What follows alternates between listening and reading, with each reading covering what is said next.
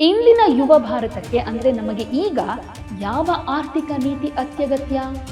ಟಾಟಾ ಬಿರ್ಲಾರಂತಹ ಕೆಲವು ಉದ್ಯಮಿಗಳಿದ್ರೂ ದೇಶದ ರೈಲ್ವೆ, ರಸ್ತೆ, ಉಕ್ಕು ಅಥವಾ ವಿದ್ಯುತ್ ಕ್ಷೇತ್ರಗಳನ್ನ ನಿರ್ಮಿಸುವಷ್ಟು ಬೃಹತ್ ಹಣ ಅವರ ಬಳಿ ಇರಲಿಲ್ಲ.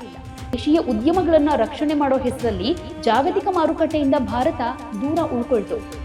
ಮೋದಿನಾಮಿಕ್ಸ್ನ ಮೂಲ ಮಂತ್ರ ಕನಿಷ್ಠ ಸರ್ಕಾರ, ಗರಿಷ್ಠ ಆಡಳಿತ. ಅಂದು ಅವರು ಕೈಗಾರಿಕೆಗಳು, ಶಿಕ್ಷಣ ಸಂಸ್ಥೆಗಳ ಅಡಿಪಾಯ ಹಾಕದೆ ಇದ್ದಿದ್ರೆ ಇಂದು ಮೋದಿನಾಮಿಕ್ಸ್ ಅಡಿಯಲ್ಲಿ ಭಾರತ ಸಾಫ್ಟ್ವೇರ್ ಮತ್ತು ತಂತ್ರಜ್ಞಾನದಲ್ಲಿ ವಿಶ್ವವನ್ನೇ ಆಳೋದಕ್ಕೆ ಸಾಧ್ಯ ಆಗ್ತಾ ಇರಲಿಲ್ಲ ಅಲ್ವಾ? ನಮಸ್ಕಾರ ಎಲ್ರಿಗೂ, ಇದು ಒನ್ ಇಂಡಿಯಾ ಕನ್ನಡ. ನಾನ್ ಪ್ರತಿಮಾ.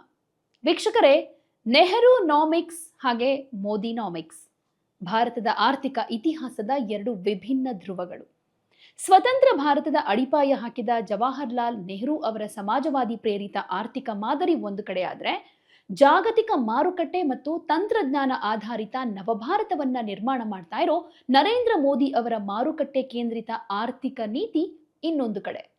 ಆಗಸ್ಟ್ 14, 1947 ಮಧ್ಯರಾತ್ರಿಯ ಆ ಕಾಲಘಟ್ಟದಲ್ಲಿ ಭಾರತ ಜಾಗೃತವಾಗ್ತಾ ಇದ್ದಾಗ ದೇಶದ ಮುಂದೆ ಕೇವಲ ರಾಜಕೀಯ ಸ್ವಾತಂತ್ರ್ಯದ ಸವಾಲಿರಲಿಲ್ಲ. ಬದಲಿಗೆ ಬ್ರಿಟಿಷರಿಂದ ಸಂಪೂರ್ಣವಾಗಿ ಲೂಟಿಗೆ ಒಳಗಾಗಿದ್ದ, 80%ಕ್ಕಿಂತ ಹೆಚ್ಚು ಬಡತನ ಇದ್ದ, ಕೇವಲ 12% ಸಾಕ್ಷರತೆ ಹೊಂದಿದ್ದ ಕಡು ಬಡ ದೇಶವನ್ನ ಮುನ್ನಡೆಸೋ ಆರ್ಥಿಕ ಸವಾಲಿತ್ತು. ಅಂದು ದೇಶದ ಚುಕ್ಕಾಣಿ ಹಿಡಿದವರು ಪಂಡಿತ್ ಜವಾಹರ್ಲಾಲ್ ನೆಹರು. ಅವರು ಅಳವಡಿಸಿಕೊಂಡ ಆರ್ಥಿಕ ನೀತಿಯೇ ನೆಹರು ನಾಮಿಕ್ಸ್. ಈಗ ಕಾಲಚಕ್ರವನ್ನ 2014ಕ್ಕೆ ತಿರುಗಿಸಿ ಭಾರತ ಜಾಗತಿಕ ಮಟ್ಟದಲ್ಲಿ ಬೆಳೆಯುವುದಕ್ಕೆ ಹಪಹಪಿಸ್ತಾ ಇದ್ದ ಕಾಲ. ನಿಧಾನಗತಿಯ ಆರ್ಥಿಕ ಬೆಳವಣಿಗೆ, ಭ್ರಷ್ಟಾಚಾರದ ಆರೋಪಗಳು ಮತ್ತು ನೀತಿ ಪಾರ್ಶ್ವವಾಯುವಿನಿಂದ ಬಳಲ್ತಾ ಇದ್ದ ಭಾರತಕ್ಕೆ ಹೊಸ ದಿಕ್ಕು ಕೊಡೋದಕ್ಕೆ ಬಂದವರು ನರೇಂದ್ರ ಮೋದಿ. ಅವರು ತಂದ ಆರ್ಥಿಕ ಮಾದರಿಯೇ ಮೋದಿನಾಮಿಕ್ಸ್. ಈಗ 2026ರಲ್ಲಿ ನಿಂತು ನಾವು ಯೋಚನೆ ಮಾಡಬೇಕಾಗಿರೋ ಅನಿವಾರ್ಯತೆ ಏನಂತಂದ್ರೆ, ಕಳೆದ 8 ದಶಕಗಳಲ್ಲಿ ಭಾರತ ಸಾಗಿ ಬಂದ ಹಾದಿ ಎಂಥದ್ದು? ಅಂದು ನೆಹರು ತಂದ ಮಿಶ್ರ ಆರ್ಥಿಕ ನೀತಿ ತಪ್ಪಿತ್ತಾ? ಇಂದು ಮೋದಿ ಜಾರಿಗೆ ತರ್ತಾ ಇರುವಂತಹ ಬಂಡವಾಳಶಾಹಿ ಮತ್ತು ತಂತ್ರಜ್ಞಾನ ಆಧಾರಿತ ನೀತಿಗಳು ಭಾರತವನ್ನ ವಿಶ್ವದ 3ನೇ ಅತಿ ದೊಡ್ಡ ಆರ್ಥಿಕತೆಯನ್ನಾಗಿ ಮಾಡ್ತಾ ಇದೆಯಾ? ಎಲ್ಲದಕ್ಕಿಂತ ಮುಖ್ಯವಾಗಿ ಇಂದಿನ ಯುವ ಭಾರತಕ್ಕೆ ಅಂದ್ರೆ ನಮಗೆ ಈಗ ಯಾವ ಆರ್ಥಿಕ ನೀತಿ ಅತ್ಯಗತ್ಯ? ಇದೆಲ್ಲದರ ಬಗ್ಗೆ ಚರ್ಚೆ ಮಾಡಬೇಕಾಗಿದೆ. ನೆಹರು ನಾಮಿಕ್ಸ್ ಅನ್ನ ಅರ್ಥ ಮಾಡ್ಕೊಳ್ಬೇಕು ಅಂದ್ರೆ ನಾವು 1950ರ ದಶಕದ ಭಾರತದ ಪರಿಸ್ಥಿತಿಯನ್ನ ನೋಡ್ಬೇಕು. ಅಂದು ದೇಶದಲ್ಲಿ ಖಾಸಗಿ ಬಂಡವಾಳ ಹೂಡೋದಕ್ಕೆ ಯಾರಿಗೂ ಶಕ್ತಿ ಇರಲಿಲ್ಲ. ಟಾಟಾ ಬಿರ್ಲಾರಂತಹ ಕೆಲವು ಉದ್ಯಮಿಗಳಿದ್ರೂ ದೇಶದ ರೈಲ್ವೆ, ರಸ್ತೆ, ಉಕ್ಕು ಅಥವಾ ವಿದ್ಯುತ್ ಕ್ಷೇತ್ರಗಳನ್ನ ನಿರ್ಮಿಸುವಷ್ಟು ಬೃಹತ್ ಹಣ ಅವರ ಬಳಿ ಇರಲಿಲ್ಲ. ಹೀಗಾಗಿ ನೆಹರು ಮಿಶ್ರ ಆರ್ಥಿಕ ನೀತಿಯನ್ನ ಆರಿಸಿಕೊಂಡ್ರು. ಅಂದ್ರೆ ಖಾಸಗಿ ವಲಯಕ್ಕೂ ಅವಕಾಶ, ಆದರೆ ಸಿಂಹಪಾಲು ಸರ್ಕಾರದ ಉಸ್ತುವಾರಿಯಲ್ಲಿ ಅಂತ. ರಷ್ಯಾ ದೇಶದ ಪ್ರೇರಣೆಯಿಂದ 5 ವರ್ಷಗಳ ಯೋಜನೆಯನ್ನ ಜಾರಿಗೆ ತಂದರು. ಅಂಕಿಅಂಶಗಳ ದಾಖಲೆ ಹೇಳೋದಾದ್ರೆ, ನೆಹರು ಕಾಲದಲ್ಲಿ ಭಾರತದ GDP ಬೆಳವಣಿಗೆ ದರ ಸರಾಸರಿ 3.5ರಷ್ಟಿತ್ತು. ಇದನ್ನ ಅರ್ಥಶಾಸ್ತ್ರಜ್ಞ ರಾಜ್ ಕೃಷ್ಣ ಅವರು ವ್ಯಂಗ್ಯವಾಗಿ ಹಿಂದೂ ಗ್ರೋತ್ ರೇಟ್ ಅಂತ ಕರೆದ್ರು. ಆದ್ರೆ ನೆಹರು ಅವರ ಪ್ರಮುಖ ಸಾಧನೆ ಇದ್ದದ್ದು ಭಾರಿ ಕೈಗಾರಿಕೆಗಳಲ್ಲಿ. ಭಾಕ್ರಾ ನಂಗಲ್ ಅಣೆಕಟ್ಟು, ರೂರ್ಕೆಲಾ ಬಿಲಾಯ್ ಉಕ್ಕಿನ ಕಾರ್ಖಾನೆಗಳನ್ನ ಅವರು ಆಧುನಿಕ ಭಾರತದ ದೇವಾಲಯಗಳು ಅಂತ ಕರೆದ್ರು. ಇನ್ನು IIT, IIM, ಇಸ್ರೋ ಸಂಸ್ಥೆಯ ಮುಂಚೂಣಿ ರೂಪವಾದ ಇನ್ಕೋಸ್ಪಾರ್ ಮತ್ತು ಏಮ್ಸ್ ಸ್ಥಾಪನೆಯಾಗಿದ್ದು ಇದೇ ನೆಹರು ನಾಮಿಕ್ಸ್ ದೂರದೃಷ್ಟಿಯಿಂದ.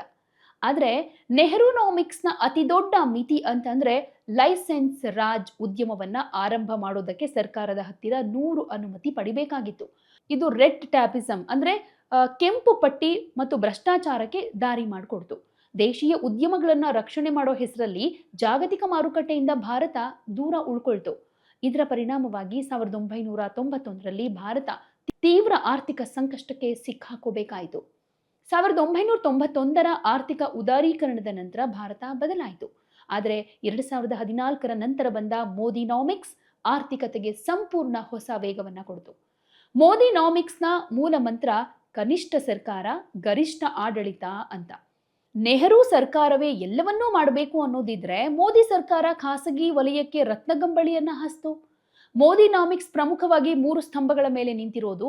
ಮೂಲ ಸೌಕರ್ಯ ಕ್ರಾಂತಿ ಅಂದ್ರೆ ಹೆದ್ದಾರಿಗಳು, ವಿಮಾನ ನಿಲ್ದಾಣಗಳು, ಡಿಜಿಟಲ್ ಕನೆಕ್ಟಿವಿಟಿ, ಡಿಜಿಟಲ್ ಸಾರ್ವಜನಿಕ ಮೂಲ ಸೌಕರ್ಯ ಅಂತ ಬಂದ್ರೆ UPI, ಆಧಾರ್, GST. ಹೀಗೆ ಕಲ್ಯಾಣ ಆರ್ಥಿಕತೆ ಅಂತ ಬಂದ್ರೆ ಅದು ನೇರ ನಗದು ವರ್ಗಾವಣೆ ಮೂಲಕ ಮಧ್ಯವರ್ತಿಗಳಿಲ್ಲದೆ ಬಡವರಿಗೆ ಸೌಲಭ್ಯ ಸಿಗೋದು. ಇಂದು ಭಾರತದ ಜಿಡಿಪಿ ಬೆಳವಣಿಗೆ ದರ 6.5ರಿಂದ 7ರಷ್ಟಿದ್ದು ವಿಶ್ವದ ಅತಿವೇಗವಾಗಿ ಬೆಳೀತಾ ಇರೋ ಪ್ರಮುಖ ಆರ್ಥಿಕತೆ ಅಂತ ಗುರುತಿಸಿಕೊಳ್ತಿದೆ. ವಿಶ್ವದಲ್ಲೇ ಅತಿ ಹೆಚ್ಚು ಡಿಜಿಟಲ್ ಪಾವತಿ ನಡೆಸ್ತಾ ಇರೋದು ಭಾರತದಲ್ಲಿ. ಜಾಗತಿಕ ರಿಯಲ್ ಟೈಮ್ ಡಿಜಿಟಲ್ ವಹಿವಾಟಿನಲ್ಲಿ ಭಾರತದ ಪಾಲು 46ಕ್ಕಿಂತ ಹೆಚ್ಚಿದೆ. ಪ್ರಧಾನಮಂತ್ರಿ ಆವಾಸ್ ಯೋಜನೆ, ಆಯುಷ್ಮಾನ್ ಭಾರತ್ ಮತ್ತು ಉಜ್ವಲ ಯೋಜನೆಗಳ ಮೂಲಕ ಕೋಟ್ಯಾಂತರ ಜನರನ್ನ ತಲುಪಲಾಗಿದೆ. ಮೇಕ್ ಇನ್ ಇಂಡಿಯಾ ಮೂಲಕ ಭಾರತ ಈಗ ಜಾಗತಿಕ ಮೊಬೈಲ್ ಉತ್ಪಾದನೆಯಲ್ಲಿ 2ನೇ ಸ್ಥಾನದಲ್ಲಿದೆ. ಆದರೆ ಮೋದಿನಾಮಿಕ್ಸ್ ಕೂಡ ಟೀಕೆಯಿಂದ ಏನು ಹೊರತಾಗಿಲ್ಲ. ನೋಟು ಅಮಾನ್ಯೀಕರಣ ಸಣ್ಣ ಉದ್ಯಮಿಗಳ ಬೆನ್ನೆಲುಬನ್ನ ಮುರಿತು ಅನ್ನೋ ವಾದ ಇದೆ. GST ವ್ಯವಸ್ಥೆ ಇನ್ನೂ ಸಣ್ಣ ವ್ಯಾಪಾರಿಗಳಿಗೆ ಸಂಕೀರ್ಣ ಆಗಿದೆ. ಎಲ್ಲದಕ್ಕಿಂತ ಮುಖ್ಯವಾಗಿ GDP ಬೆಳೀತಾ ಇದ್ರೂ ದೇಶದಲ್ಲಿ ನಿರುದ್ಯೋಗ ದರ ಯುವಕರನ್ನ ಕಾಡ್ತಾ ಇದೆ. ಹಾಗೆ ಶ್ರೀಮಂತ ಹಾಗೂ ಬಡವರ ನಡುವಿನ ಕಂದಕ ಜಾಸ್ತಿ ಆಗ್ತಾ ಇದೆ ಅನ್ನೋದು. ಇಲ್ಲಿ ನೆಹರುನಾಮಿಕ್ಸ್ ವರ್ಸಸ್ ಮೋದಿನಾಮಿಕ್ಸ್ ಅನ್ನ ನೇರವಾಗಿ ಹೋಲಿಕೆ ಮಾಡೋದಾದ್ರೆ, 2 ಆರ್ಥಿಕ ನೀತಿಗಳನ್ನ ಮುಖಾಮುಖಿಯಾಗಿ ನಿಲ್ಲಿಸಿ ನೋಡೋದಾದ್ರೆ ಯಾವುದು ಸರಿ ಯಾವುದು ತಪ್ಪು ಅನ್ನೋದಕ್ಕಿಂತ ಆಯಾ ಕಾಲದ ಅಗತ್ಯ ಏನಿತ್ತು ಅನ್ನೋದು ಕೂಡ ಇಂಪಾರ್ಟೆಂಟ್ ಅಲ್ವಾ. ಸೊ ಹೋಲಿಕೆ ವಿಷಯ ಬಂದಾಗ ನೆಹರುನಾಮಿಕ್ಸ್ ಇದು 1947ರಿಂದ 1964ರ ಕಾಲಘಟ್ಟದಲ್ಲಿ, ಮೋದಿನಾಮಿಕ್ಸ್ 2014ರಿಂದ ಸದ್ಯ ಇಂದಿಗೂ ಕೂಡ ಪ್ರಸ್ತುತ. ಇಲ್ಲಿ ಆರ್ಥಿಕ ತತ್ವ ಅಂತ ಬಂದಾಗ ನೆಹರು ಕಾಲದಲ್ಲಿ ಸಮಾಜವಾದಿ ಮಿಶ್ರ ಆರ್ಥಿಕತೆ ಅಂದ್ರೆ ಸರ್ಕಾರದ ಹತೋಟಿಯಲ್ಲಿ ಇರ್ತಾ ಇತ್ತು. ಆದರೆ ಮೋದಿ ಕಾಲಘಟ್ಟದಲ್ಲಿ ಮುಕ್ತ ಮಾರುಕಟ್ಟೆ, ಬಂಡವಾಳಶಾಹಿ ಅಂದ್ರೆ ಖಾಸಗಿ ವಲಯಕ್ಕೆ ಹೆಚ್ಚು ಪ್ರೇರೇಪಣೆ ಅನ್ನೋದು. ಇನ್ನು ನೆಹರು ಕಾಲಘಟ್ಟದಲ್ಲಿ ಉದ್ಯಮಗಳ ದೃಷ್ಟಿಕೋನ ಯಾವ ರೀತಿಯಾಗಿತ್ತು ಅಂದ್ರೆ ಸಾರ್ವಜನಿಕ ವಲಯದ ಉದ್ಯಮಗಳಿಗೆ ಹೆಚ್ಚು ಆದ್ಯತೆ ಕೊಡಲಾಗಿತ್ತು. ಆದರೆ ಮೋದಿ ಕಾಲಘಟ್ಟದಲ್ಲಿ ಖಾಸಗೀಕರಣ, ಸ್ಟಾರ್ಟ್ ಅಪ್ಗಳು ಹಾಗೆ ಮೇಕ್ ಇನ್ ಇಂಡಿಯಾಗೆ ಹೆಚ್ಚು ಒತ್ತು ಕೊಡಲಾಗ್ತಾ ಇದೆ. ಇನ್ನು ನೆಹರು ಕಾಲದಲ್ಲಿ ಬಡತನ ನಿರ್ಮೂಲನೆ ಅಂತ ಬಂದಾಗ ಭಾರಿ ಉದ್ಯಮಗಳ ಮೂಲಕ ಉದ್ಯೋಗ ಸೃಷ್ಟಿಯ ನಿಧಾನಗತಿಯ ಆಶಯ ಇತ್ತು. ಮೋದಿ ಕಾಲದಲ್ಲಿ ನೇರ ನಗದು ವರ್ಗಾವಣೆ ಹಾಗೆ ಕಲ್ಯಾಣ ಯೋಜನೆಗಳ ತಕ್ಷಣ ತಲುಪುವಿಕೆಗೆ ಹೆಚ್ಚು ಒತ್ತು ಕೊಡಲಾಗ್ತಾ ಇದೆ.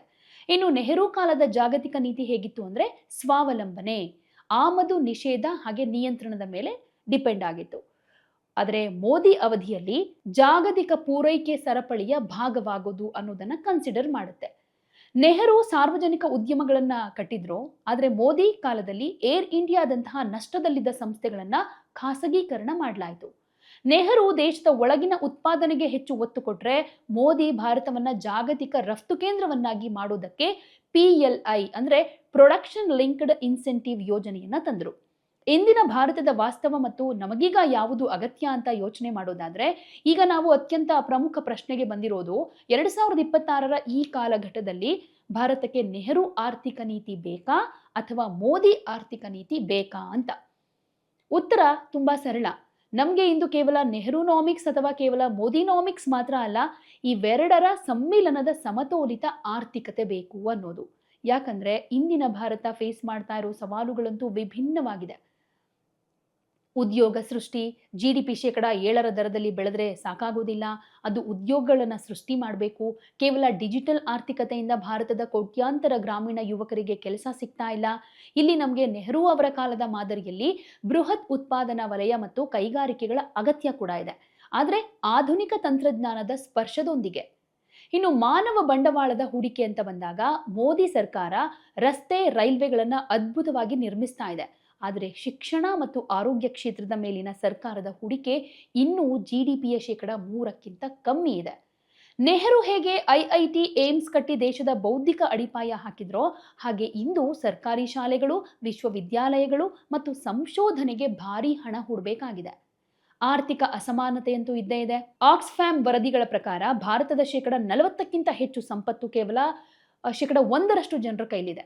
ಮಾರುಕಟ್ಟೆ ಆರ್ಥಿಕತೆ ದೇಶವನ್ನ ಶ್ರೀಮಂತಗೊಳಿಸ್ತಾ ಇದೆ ನಿಜ, ಆದರೆ ಸಮಾಜದ ಕೊನೆಯ ವ್ಯಕ್ತಿಗೂ ಇದರ ಲಾಭ ಸಿಗಬೇಕು ಅಂದ್ರೆ ನೆಹರು ಅವರಲ್ಲಿದ್ದ ಸಮಾಜವಾದಿ ಕಾಳಜಿ, ಕಲ್ಯಾಣ ರಾಜ್ಯದ ಕಲ್ಪನೆ ಇಂದಿಗೂ ಪ್ರಸ್ತುತ. ಯಾವುದೇ ಒಂದು ದೇಶದ ಆರ್ಥಿಕ ನೀತಿ ಕಲ್ಲಿನಲ್ಲಿ ಕೆತ್ತಿದ ಶಾಸನ ಅಲ್ಲ, ಅದು ಕಾಲಕ್ಕೆ ತಕ್ಕ ಹಾಗೆ ಬದಲಾಗಬೇಕು. ಜವಾಹರ್ಲಾಲ್ ನೆಹರು ಅಂದು ಕೈಗೊಂಡ ನಿರ್ಧಾರಗಳು 1950ರ ಭಾರತಕ್ಕೆ ಅನಿವಾರ್ಯವಾಗಿತ್ತು. ಅಂದು ಅವರು ಕೈಗಾರಿಕೆಗಳು, ಶಿಕ್ಷಣ ಸಂಸ್ಥೆಗಳ ಅಡಿಪಾಯ ಹಾಕದೆ ಇದ್ದಿದ್ರೆ ಇಂದು ಮೋದಿನಾಮಿಕ್ಸ್ ಅಡಿಯಲ್ಲಿ ಭಾರತ ಸಾಫ್ಟ್ವೇರ್ ಮತ್ತು ತಂತ್ರಜ್ಞಾನದಲ್ಲಿ ವಿಶ್ವವನ್ನೇ ಆಳೋದಕ್ಕೆ ಸಾಧ್ಯ ಆಗ್ತಾ ಇರಲಿಲ್ಲ ಅಲ್ವಾ. ಅದೇ ರೀತಿ ಇಂದಿನ ಜಾಗತಿಕ ಸ್ಪರ್ಧೆಯಲ್ಲಿ ಭಾರತ ಮುನ್ನಡಿಬೇಕು ಅಂದ್ರೆ ಮೋದಿನಾಮಿಕ್ಸ್ನ ವೇಗ, ತಂತ್ರಜ್ಞಾನ, ಸುಲಭ ವಾಣಿಜ್ಯ ವ್ಯವಸ್ಥೆ ಅತ್ಯಗತ್ಯ. ನಮಗೀಗ ಬೇಕಿರೋದು ನೆಹರು ಅವರ ಸಾಮಾಜಿಕ ನ್ಯಾಯ ಮತ್ತು ಸಂಸ್ಥೆಗಳನ್ನು ಕಟ್ಟೋ ದೂರದೃಷ್ಟಿ ಹಾಗೂ ಮೋದಿ ಅವರ ಕಾರ್ಯಕ್ಷಮತೆ, ಮೂಲಸೌಕರ್ಯದ ವೇಗ ಮತ್ತು ಜಾಗತಿಕ ಮಹತ್ವಾಕಾಂಕ್ಷೆ. ಇವೆರಡೂ ಒಂದಾದಾಗ ಮಾತ್ರ ಭಾರತ ಕೇವಲ ವಿಶ್ವದ 3ನೇ ಅತಿ ದೊಡ್ಡ ಆರ್ಥಿಕತೆಯಾಗೋದಷ್ಟೇ ಅಲ್ಲ, ಪ್ರತಿಯೊಬ್ಬ ಭಾರತೀಯನೂ ಆರ್ಥಿಕವಾಗಿ ಸಬಲನಾಗೋ ವಿಕಸಿತ ಭಾರತ ಆಗೋದಕ್ಕೆ ಸಾಧ್ಯ. ಸೊ ನಿಮ್ಗೆ ಹೇಗನ್ಸುತ್ತೆ? ಇಂದಿನ ಭಾರತಕ್ಕೆ ನೆಹರು ಅವರ ಸಮಾಜವಾದಿ ಕಾಳಜಿ ಮುಖ್ಯಾನಾ ಅಥವಾ ಮೋದಿ ಅವರ ಮಾರುಕಟ್ಟೆ ವೇಗ ಮುಖ್ಯಾನಾ? ಉತ್ತರ, ಅಭಿಪ್ರಾಯ ಏನೇ ಇದ್ರೂ ಕಾಮೆಂಟ್ ಮೂಲಕ ತಿಳಿಸಿ. ಯಾವುದೇ ಸುದ್ದಿಯ ಅಪ್ಡೇಟ್ ಅನ್ನ ಮಿಸ್ ಮಾಡ್ಕೊಳ್ಬಾರ್ದು ಅಂದ್ರೆ ಈಗ್ಲೇ ಒನ್ ಇಂಡಿಯಾವನ್ನ ಸಬ್ಸ್ಕ್ರೈಬ್ ಮಾಡಿ. ನಿಮಗೆ ಬೇಕಾದ ಭಾಷೆಯಲ್ಲಿ ಎಲ್ಲಾ ಸುದ್ದಿ ತಿಳಿಬೇಕು ಅಂದ್ರೆ ಒನ್ ಇಂಡಿಯಾ ಆಪ್ ಅನ್ನ ಡೌನ್ಲೋಡ್ ಮಾಡ್ಕೊಳ್ಳಿ.